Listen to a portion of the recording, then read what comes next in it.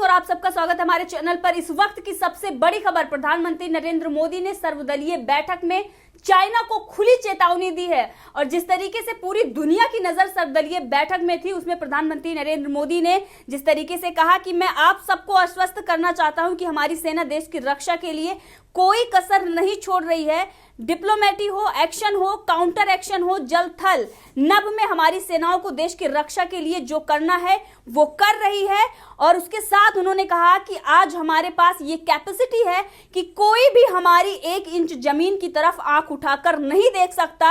आज भारत की सेनाएं अलग अलग सेक्टर्स में एक साथ मूव करने में सक्षम हैं। तो प्रधानमंत्री मोदी ने ये साफ और कड़ा स्पष्ट संदेश दे दिया है। जिस तरीके से उन्होंने कहा था कि हमारे जवानों का बलिदान व्यर्थ नहीं जाएगा, और जिस तरीके से अब उन्होंने सर्वदलीय बैठक में ये कहा है कि हम सक्षम हैं, तीनों सेनाएं हमारी अलग अलग सेक्टर में मूव कर सकती हैं। तो ये बहुत बड़ा झटका चाइना के लिए। और वहीं पर जिस तरीके से आज हमने देखा कि सर्वदलीय बैठक में चाहे वो पश्चिम बंगाल की मुख्यमंत्री ममता बनर्जी हो या शरद पवार हो या फिर तमाम ऐसे मुख्यमंत्री या विपक्षी दल के नेता, सभी सेना पर और प्रधानमंत्री नरेंद्र मोदी पर विश्वास जता रहे हैं और ये कह रहे हैं कि आप जो भी निर्णय लेंगे हम आपके साथ हैं। और वहीं पर 2 ऐसे दल हैं जो कभी भी इस वक्त देश के साथ नहीं आ सकते हैं, वो है कांग्रेस और कम्युनिस्ट पार्टी।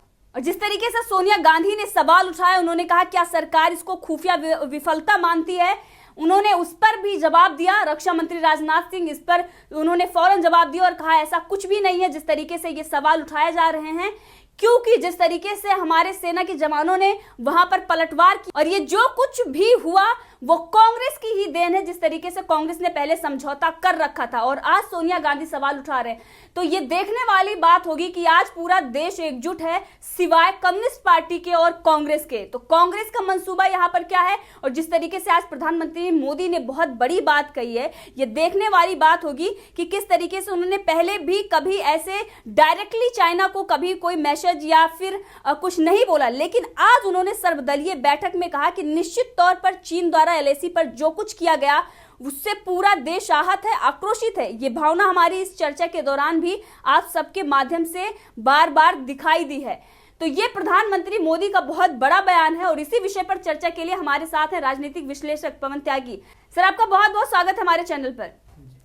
सर, आप क्या कहेंगे प्रधानमंत्री नरेंद्र मोदी का सर्वदलीय बैठक में चाइना को इतनी बड़ी कड़ी चेतावनी, और वहीं पर यह कांग्रेस के लिए भी देखना होगा जब सभी दल प्रधानमंत्री नरेंद्र मोदी पर और सेना पर विश्वास दिखा रहे हैं और कह रहे हैं हम आपके साथ हैं और इस वक्त चाइना को मुंहतोड़ जवाब देने की जरूरत है। उस वक्त सोनिया गांधी ऐसे बेतुके सवाल पूछ रहे हैं जो सवाल उनको खुद से पूछना चाहिए और उस सवालों के हल भी उन्हीं के पास है, क्योंकि ये जो कुछ भी हुआ है ये कांग्रेस की ही देन है। जो समझौता कांग्रेस ने दिया और दूसरी तरफ से वो इसको छुपाने की कोशिश कर रही है, आप क्या कहेंगे इस पर? देखिए, आज जो भारत के साथ तनाव चीन से चल रहा है, आपने ठीक कहा, उसके पीछे कांग्रेस है। लेकिन बहुत सारे देशवासियों को यह पता ही नहीं था कि कांग्रेस ने कौन कौन से पाप इस देश में कर रखे हैं। ये तो अब धीरे धीरे पता लग रहा है। देखिए, जैसे कि ये विवाद डोकलाम का ना होता तो पता ही ना चलता कि अरुणाचल प्रदेश और उस क्षेत्र में भी कांग्रेस की वजह से इंफ्रास्ट्रक्चर नहीं बन पाया है, सेना को बॉर्डर तक पहुंचने के लिए सुविधाएं नहीं है। अगर ये लद्दाख एरिया में झगड़ा ना हुआ होता तो हमें कभी भी पता नहीं चलता कि ये PP पॉइंट 14 क्या है, यहां पहुंचने में हमारे लोगों को कितनी दिक्कत है और चाइनीज किस तरह से वहां रोज आकर के बैठ जाते हैं और उन्होंने सड़क बना ली है। हमें पता नहीं चलता कि उन्होंने अक्साई चीन हमारा कब्जाया हुआ है। बहुत सारे लोगों को नहीं पता, जो पुराने लोग हैं केवल उनको पता है 62 की लड़ाई, उसके बाद वाली नई पीढ़ी को बिल्कुल नहीं पता। और जैसे ही राहुल गांधी सवाल करते हैं, कांग्रेस गांधी सोनिया गांधी कोई सवाल करती है, खुद के सवालों में ही उलझ के रह जाते हैं और इनकी पोल खुलती है। राहुल गांधी सवाल करते हैं कि हमारे सैनिक निहत्थे क्यों गए, वो पिटे क्यों, तो इसका जवाब भी जनता दे देती है, सेना अध्यक्ष दे देते हैं।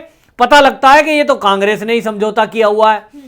उसके बाद वो कहते हैं हमारी जमीन कब्जाई हुई है साहब, चीन ने हमारी क्षेत्रफल में 60 किलोमीटर अंदर सेना घुस गई है। इसमें सेना अध्यक्ष और हमारे देश के रक्षा मंत्री बताते हैं कि अभी 1 इंच भी LAC पार नहीं हुई है, चीन की सेना अपने LAC के क्षेत्र में है और हम भारतीय सेना वाले उनके सामने खड़े हैं। अभी तक कोई भी 1 इंच भूमि चीन ने कब्जाई नहीं है। हाँ, 1960 में जरूर कब्जाई थी अक्साई चीन, जो कि कांग्रेस के ही जवाहरलाल नेहरू ने छोड़ा था। तो इनकी 1962 में, सॉरी, तो इनकी कांग्रेसियों की पोल खुलती जा रही है। उसके बावजूद भी, क्योंकि शायद कोई समझौता जो चीन में हुआ था उसका भी खुलासा अब मीडिया के माध्यम से हुआ कि किस तरह से सोनिया गांधी, राहुल गांधी और प्रियंका और ये सब गए थे, पूरा परिवार, और इन्होंने वहां जाकर के डेलीगेशन ने चीन से समझौता किया है पार्टी टू पार्टी मदद करने का। उसके बाद से इन्होंने सेना के हाथ बांध दिए और चीन से लगते हुए बॉर्डर पर कोई भी गतिविधि, इंफ्रास्ट्रक्चर खड़ा नहीं किया, जिसके कारण सेना वहां निगरानी नहीं कर पाती थी। आज जब ये लगातार जवाब मांगते रहे, प्रधानमंत्री जवाब दें, सभी दलों ने मोदी जी के कदम को सराहा और उन्होंने कहा कि आज हमारी सेनाओं को छूट मिली हुई है। आप देखिए कि ये केवल शरद पवार, जो कांग्रेस के ही साथ मिलकर के हैं और पूर्व मंत्री रहे, उन्होंने बयान दिया कि भाई राहुल गांधी जिस बात को उठा रहे हैं कि बिना हथियार के वहां हमारे सैनिक गए, ये अंतर्राष्ट्रीय मुद्दा है, क्योंकि अंतर्राष्ट्रीय समझौते से जुड़ा है और ये संवेदनशील मुद्दा है, इस पर कोई सवाल ना उठाया जाए।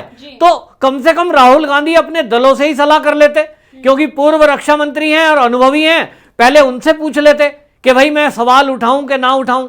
तो आज की जो बैठक है, मेन वो है कि मोदी जी ने जब भी कभी देश के कोई बड़े मुद्दों पर फैसला लिया है, चाहे वो एपिडेमिक का मामला हो, आप देखिए कोविड-19 में जब भी कभी लॉकडाउन की बात हुई है, हमेशा उन्होंने सभी दलों को साथ लेकर के मीटिंग की है, सबकी राय लेकर के तब अपनी राय बताई है, तब उस पर देश का निर्णय हुआ है। तो लॉकडाउन जितनी बार भी हुए उन्होंने मीटिंग की है।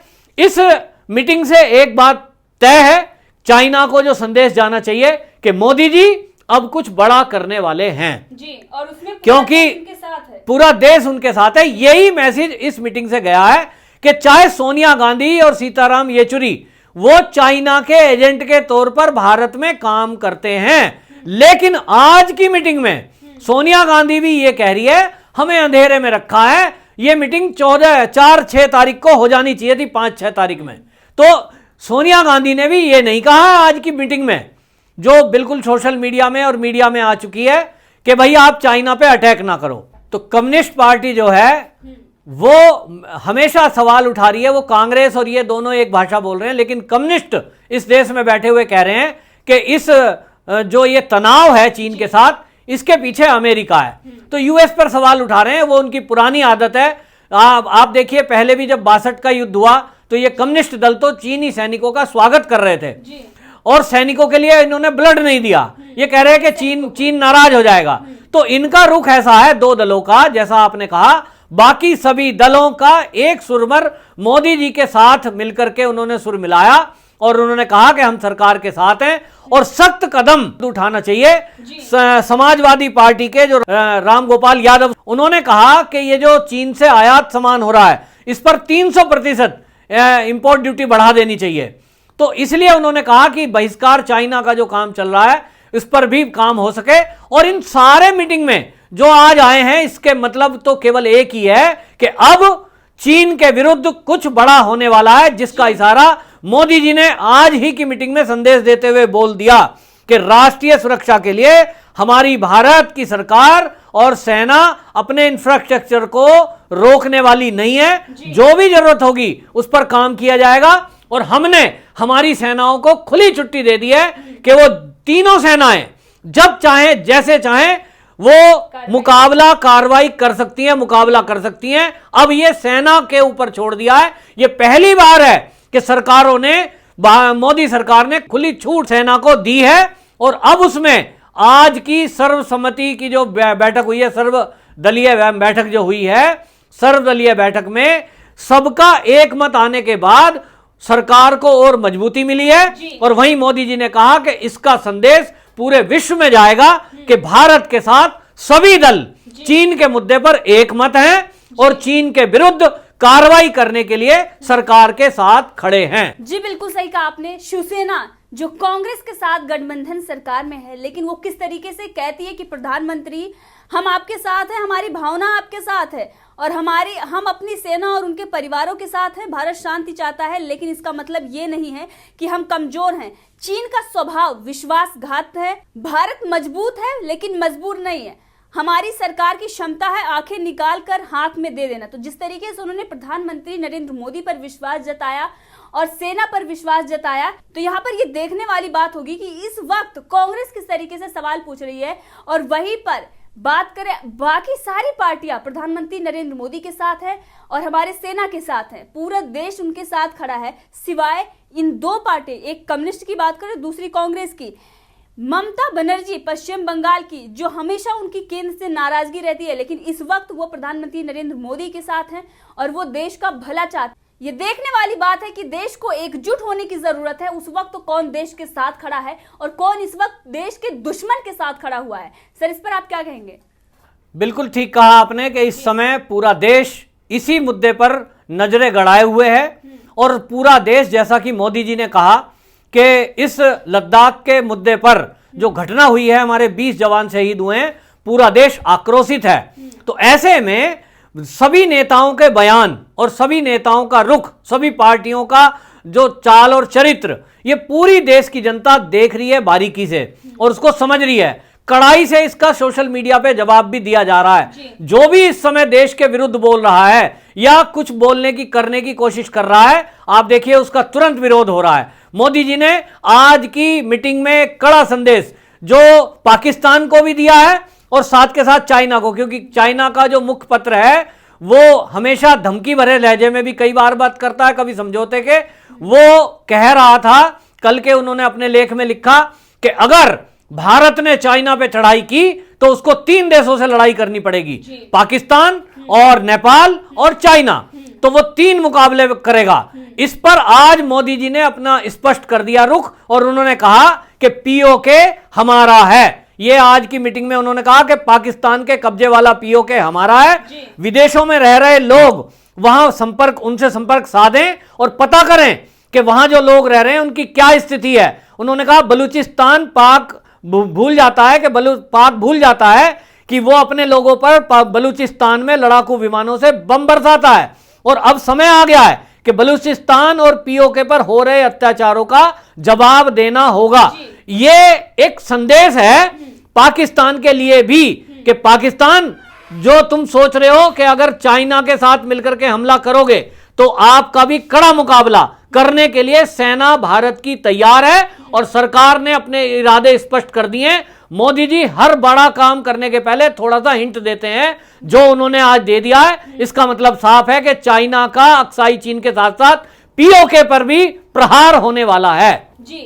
जी बिल्कुल कहा। और ये जो बातें आती है कि भारत को 3 तरफ से मुकाबले करने पड़ेंगे, लेकिन चाइना की बात करें तो 12 देशों से उनके मुकाबले ऑलरेडी चल रहे हैं और अंदर उनकी कला चल रही है। पूरी दुनिया इस वक्त उसको इस तरीके से देखती है जिस तरीके से अगर हम कोई अगर आत्मघाती हमला होने वाला होता है उसके पहले हम सतर्क हो जाते हैं, तो आज चाइना को ड्रैगन की तरीके से पूरी दुनिया देख रही है। तो चाइना के लिए ये भी बहुत बड़ा खतरा है अगर भारत से इस वक्त वो ये मुकाबला करता है, और उसकी जीत तो बिल्कुल भी नहीं होगी क्योंकि ये 1962 नहीं, ये 2020 है। ये देखने वाली बात है। और आज प्रधानमंत्री नरेंद्र मोदी का जो बयान आया, जो भाषण आया, ये पूरे देश के लिए ये बहुत बड़ा संकेत है कि हम एक साथ, जो सारे पार्टी दल के नेता हैं वो भी एक साथ खड़े हुए हैं, सिवाय उनके जो चाइना के एजेंट बन के यहाँ पर काम कर रहे हैं। क्योंकि ये बहुत सारे लोगों का ये कहना है कि चाइना की शक्ति क्या है, वहां पर कोई इंडिया या कोई और देश के लोग उनका समर्थन नहीं करते। अगर वो चाइना के हैं तो चाइना के समर्थन करेंगे, अगर पाकिस्तान है तो वो पाकिस्तान का समर्थन करेंगे। लेकिन भारत में एक छोटा नेपाल, एक छोटा पाकिस्तान, एक छोटा चाइना बन के तैयार हो जाता है उनकी वकालत करने के लिए। सर, आपका बहुत बहुत धन्यवाद हमसे जुड़ने के लिए।